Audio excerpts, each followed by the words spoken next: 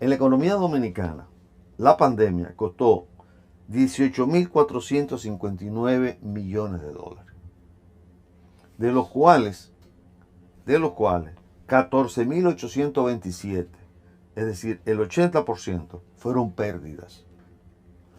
Y 3.631 millones, el 20%, fueron costos adicionales y otros gastos que no estaban previstos. Eso significa que si yo tomo como base el 2020, ¿no?, y calculo la pérdida en relación al producto, se perdió el 23.4% del producto. O sea, eso fue lo que nos costó al país. Un retroceso significativo. Y si lo comparo con 2019, que obviamente era el año precrisis, ese costo fue del 20% del PIB. ¿No? Eso incluye las acciones que desarrolló el gobierno pasado. Eso incluye todo lo que pasó en el 2020. De marzo en adelante. De marzo en adelante. 2020, pero incluye el 21 también. No. El 21 hay que hacerlo. Ese estudio fue... O sea, los 18.000 millones de dólares. Los 18.459. Esto fue un estudio que hizo todo el sistema de Naciones Unidas acompañado de el Ministerio de Economía, Planificación y Desarrollo. Solo en el 2020. Solo en el 2020. Solo en el 2020. Exactamente. Porque la crisis continuó en el 2021. Y el mundo perdió en crecimiento, cayó en 5.39%. El mundo. Sí. ¿No? O sea, caer en 5.39%, el mundo entero, eso nunca se había producido. Entonces, ese es el contexto del cual debemos partir. Fíjate que con la crisis del 2003 y 2004, el tamaño del fraude bancario de Baninter fue del 23% del PIB. ¿Fue similar entonces? Fue similar. Hubo que pagar el costo de la economía dominicana del fraude bancario, que ese número lo calculó el Fondo Monetario Internacional en aquella época, fue del 23% del PIB. ¿No? ¿Y por qué eso cuatriplica casi el promedio mundial? No, la economía dominicana cayó en 6.7%. Cayó. Sí. Pero le costó 18.400 tuvimos que endeudarnos, tuvimos que buscar recursos, hubo que sostener la actividad económica porque se cayó la actividad económica real, ¿no? Los hoteles y construcción. Bueno, ya sabemos que en el 21, si bien es cierto que continuó la crisis, también vino la recuperación. Ha venido la recuperación, pero ¿cuándo empezó la recuperación? ¿Y en qué magnitud, Miguel? Okay. ¿Cuándo empezó la recuperación? Si tú ves el IMAE, que es el índice mensual de actividad económica, fíjate, en enero el crecimiento interanual fue negativo todavía, en menos 1.8. Y en febrero fue mes a mes, de enero a enero. En febrero el crecimiento fue positivo de 1.1. Y a partir de ahí es en marzo que empieza a crecer ya 10.6, 47.1, 21.2 y 12.7% de crecimiento. Pero ese es comparando, digamos, junio con el 20. Junio del 2021 con junio del 20. Ahora, si tú comparas el acumulado desde diciembre, ¿no? O sea, tú vas, ¿cuánto llevamos realmente ese año de acumulado con el índice de actividad económica? Tú tienes que todavía en febrero fue negativo. Cuando yo comparo el nivel de actividad acumulado en enero y febrero del 2021 con enero y febrero del 2020. ¿Cuándo empieza a moverse en positivo? Todavía muy bajito, en marzo, 3.1. Y a partir de ahí, en abril, la actividad económica creció con el acumulado, ¿no? Digamos enero, febrero, marzo y abril, comparado con enero, febrero, marzo y abril, fue de 13.4 y de 13.3. Eso es lo que le permite al Banco Central proyectar un crecimiento neto. Sí, quien hace el cálculo, el responsable de hacer ese cálculo es el Ministerio de Economía. Okay. Ah, ok. Entonces, suponte tú que nosotros, la estimación que se hizo a principios de junio, perdón, en abril creo que fue, abril o junio, no recuerdo ahora, era que el mínimo, se corren modelos, y más o menos siempre esos modelos son, claro, en situaciones anormales, digamos, la predicción en una situación como la que estamos viviendo es menos precisa. Si son normalidad, pues, es bastante preciso. Pero el mínimo que se quedaba era un 7.5 para este año. Y se habla de un máximo de alrededor de 11. Suponte tú que efectivamente la economía crezca en 7.9 este año, que sería el mínimo, ¿no? Estaríamos recuperando el nivel de actividad del año de 2019. Es importante ese punto porque parte de lo que señalaba el expresidente Leonel Fernández en su alocución es que estos datos, ese 13.4 que tú acabas de decir, él decía 13.3, decía que eran parte de un rebote económico porque el gobierno lo que estaba haciendo era presentando cifras en comparación con el 2020, que obviamente fue un año donde todo cayó. Eso decía el expresidente Fernández. Bueno, pero es que tú tienes que medir con relación al año anterior, ¿no? O sea, así que se hace. Así, o sea, tú puedes, y tú lo llevas obviamente al año precrisis. Todos los números casi se han comparado con el año precrisis. Okay. Para saber, porque tampoco nos vamos a engañar. Claro. Ahora, los modelos te están indicando que el crecimiento real, vamos a suponer que la economía crezca, yo te decía, el mínimo, 7.9. Si crece en el mínimo, recuperamos el nivel de la precrisis. Estamos hablando de una economía mundial que cayó en 5 puntos, sí. ¿no? O sea, estamos en una caída muy grande, no fue un jueguito, ¿no?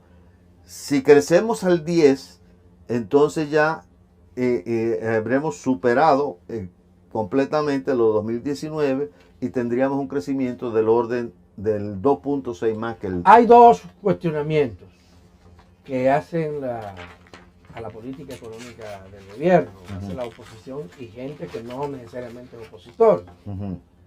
Uno es el endeudamiento. El endeudamiento. Vamos a ver. Se considera que ha sido exagerado.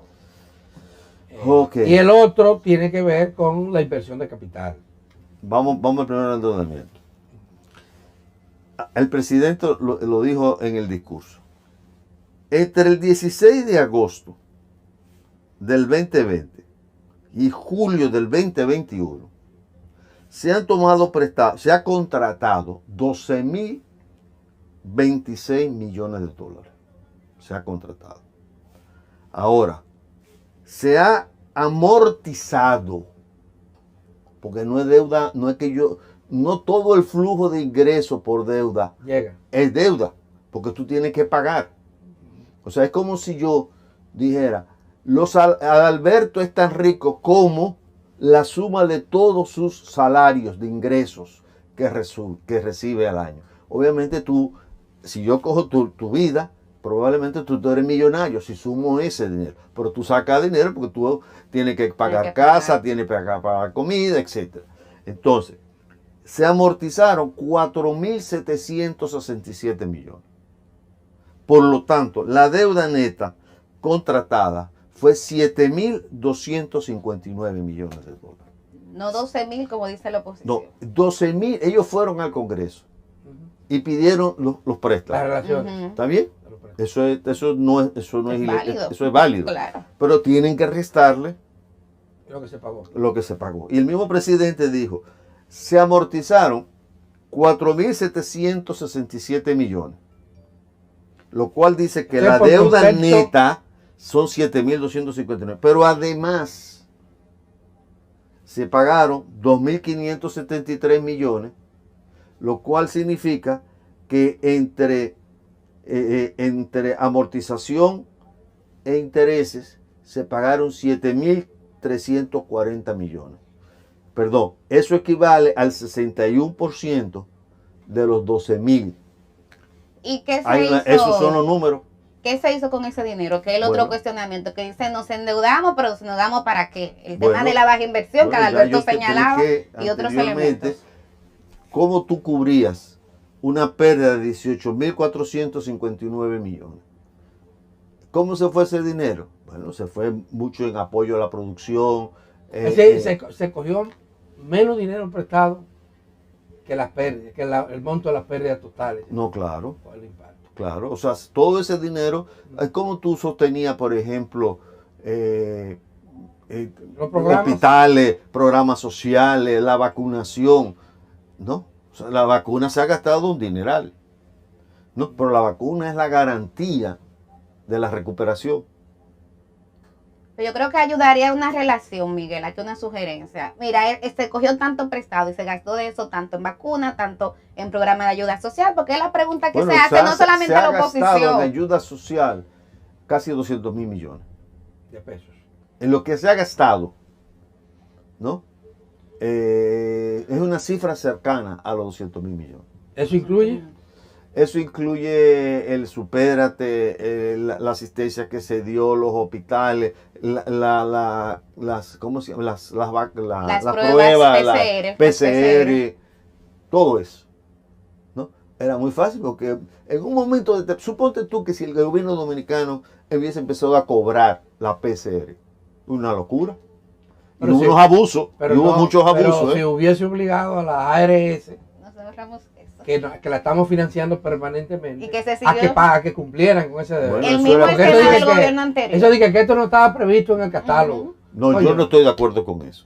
Yo no estoy de acuerdo con eso. Pero yo creo que cuando uno siempre ve la situación post, dice, bueno, hay esta opción, esta opción, esta opción.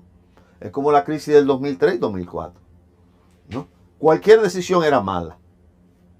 Era mala, porque si tú pierdes el 23% del PIB, era mala en ese momento. Igual que ahora ha habido decisiones correctas, inclusive se ha manejado la situación con relativa tranquilidad. El tema del empleo, por ejemplo. Y de la inversión, porque de la inversión. Se le acusa de baja ejecución presupuestaria, de acumular reservas y no invertir. No. Ya explicaste en una ocasión anterior, el tema de lo ha dicho, ahora, de que habían problemas legales. Eso ya tenemos. Las 3 últimas semanas, el ritmo de crecimiento semanal de inversión estaba alrededor de, no crecimiento, se invertía alrededor de 600 millones, que eran muy bajos por estos problemas.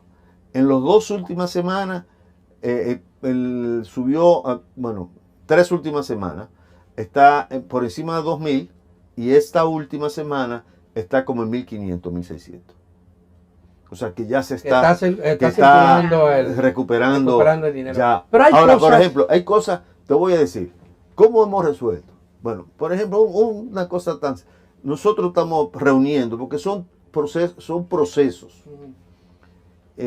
Hay 4 instituciones que le dan servicio a la inversión pública, ¿no? Que es economía, con el código SNIP, que es la puerta de entrada a la inversión, compras gubernamentales, Contraloría y presupuesto. Entonces estamos reuniéndonos, resolviendo todos los pequeños problemas que hay, todos los escollos. Porque aquí aparece, óyeme, aquí hay licitaciones, 3 licitaciones, o sea, hay muchos entuertos que hay que resolver. El tema del empleo, y perdón, Alberto, era para aprovechar ahí antes de entrar en reforma. Decía el presidente, el gobierno dice que están recuperados 714.551 empleos, pero la encuesta de la Fuerza de Trabajo dice que solamente se perdieron 470.000. Mira. ¿A quién le creemos? Vamos a ver. Este es el informe que da el Ministerio de Trabajo con relación a la gente que estaba empleada. ¿Ok? Entonces dice... Trabajos formales. Exacto. Que en el 2020 fueron suspendidos 825.000 personas. ¿No? 825.682 en el 2020. De eso fueron reintegrados 168.000. Fueron desvinculados 65.302 y permanecieron suspendidos 591.000. En el 2021, a julio del 2021, fueron suspendidos 7.158. Fueron reintegrados 545.000. Si tú sumas los 545.000 con los 168.000 que fueron reintegrados en el año 2020, tú tienes los 714.551. Sí. Ok, eso es el sector formal. Ahora, en la encuesta de fuerza de trabajo, que mide otra cosa. Ahí se queda, escúchame para explicar la cifra, se quedan más de 100.000 empleos.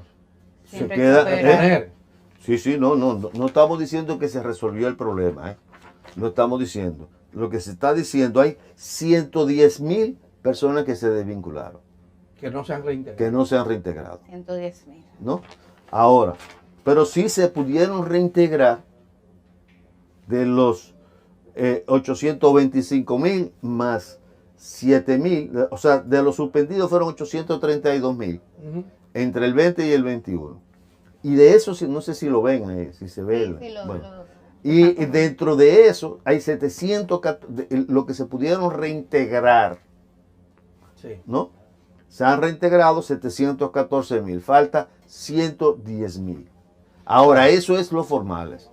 Y con relación a la encuesta de fuerza de trabajo, que es otro indicador, ¿no? Que ese sí recoge todo.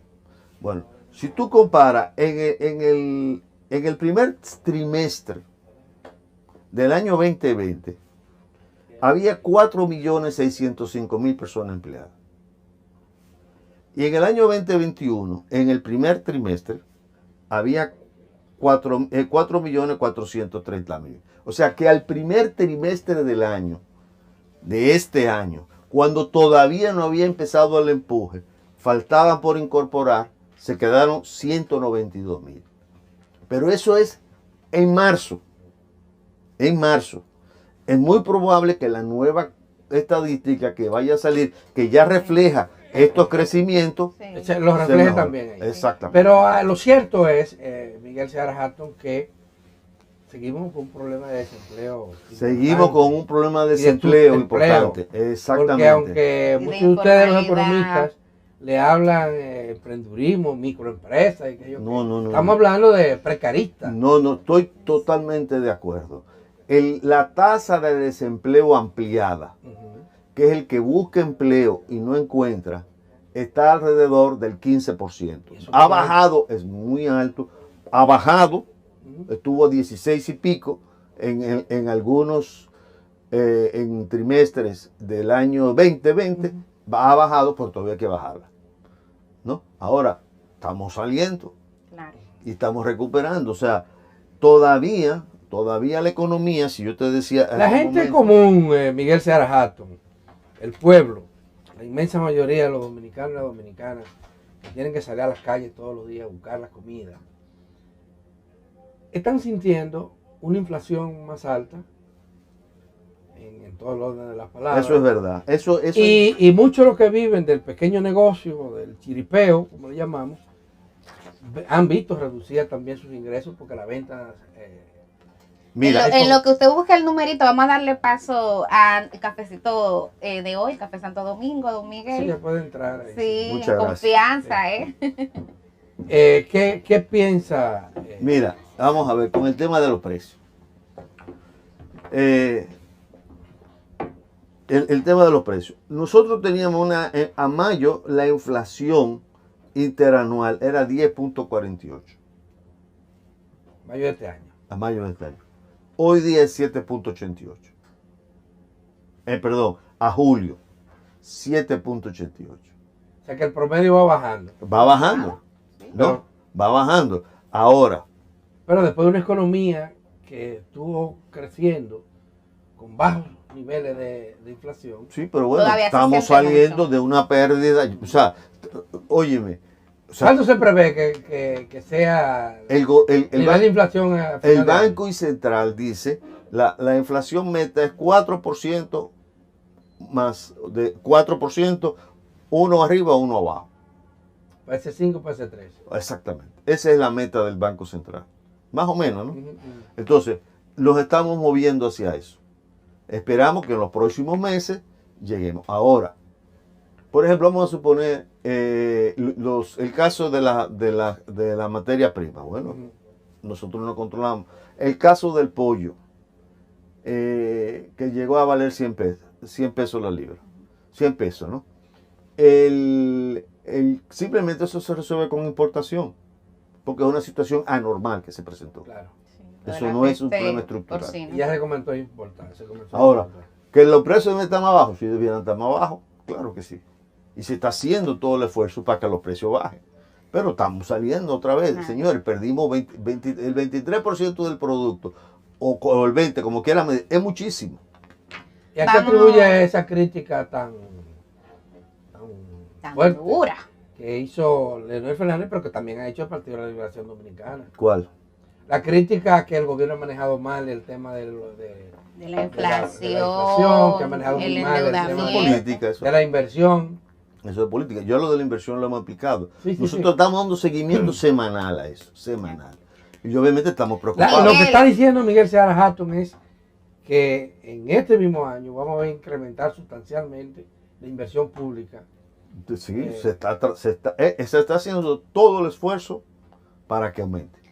Vamos a hablar ahora de reforma fiscal. Ustedes tienen el desafío de implementar esta reforma fiscal, mandada hace mucho por la Estrategia Nacional de Desarrollo. Yo creo que es más importante, como decía doña Milagro, hablar de una estrategia de desarrollo y equidad. Ella hablaba inclusive de pacto. ¿No? Pero de desarrollo y equidad. Porque el dinero, el fisco, el dinero del gobierno tiene que servir para crear desarrollo y crear equidad, ¿no? Entonces, lo que tenemos que tener bien claro es qué es lo que va a hacer el gobierno con esos recursos, primero y antes que nada, y cómo lo va a gastar. Ese es el compromiso. Porque si nosotros logramos resolver el problema del agua, o poner una ruta, no vamos a resolver el problema del agua, pero poner una ruta clara de que vamos a resolver el problema del agua, que es un problema central en muchas comunidades de este país, ¿no? Que vamos a resolver, que se va a hacer una línea clara para resolver el problema de la salud, de la calidad educativa, de la seguridad ciudadana, del arbitraje del sistema de justicia, etcétera, ¿no? Garantizar que exista un sistema blindado en el gobierno. Tú no puedes evitar, siempre lo he dicho, que la gente, alguien quiera robar. Eso es imposible de evitar. Porque siempre hay un loco que dice que es más inteligente que todo el mundo y que va a robar. Sí. Lo que tú no puedes permitir que haya impunidad. Y hasta ahora, eso ha sido una línea muy clara del gobierno. No de ahora, porque desde antes, cuando estábamos en la oposición, nosotros nunca aceptamos ese negociado que proponía siempre el oficialismo de coger tú un juez y yo cojo otro. Nosotros nunca aceptamos eso. Y ahora cuando estamos en el poder, lo estamos cumpliendo de una manera más diáfana y clara. Entonces, la propuesta que va a presentar, veía que el presidente decía que ya para septiembre estaría lista esa propuesta para discutirse. ¿Por dónde andaría ese pacto de desarrollo? De desarrollo y equidad. Mira, eso no me toca a mí decirlo, le toca decirlo al presidente de la República.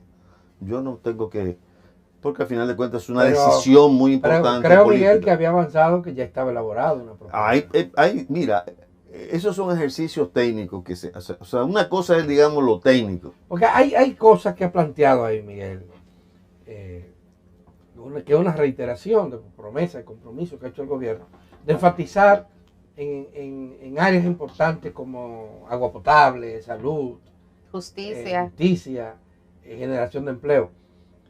Pero no ha avanzado tanto en temas de agua, hemos hablado mucho. No es cierto. Y en temas de salud. No es cierto. En temas de agua hay alrededor de 800,000 personas más que le está llegando agua. Y nosotros estamos haciendo un trabajo de medición, porque pero tú tienes el distrito, el Gran Santo Domingo. Bueno, el Gran Santo Domingo tiene un gran déficit de agua.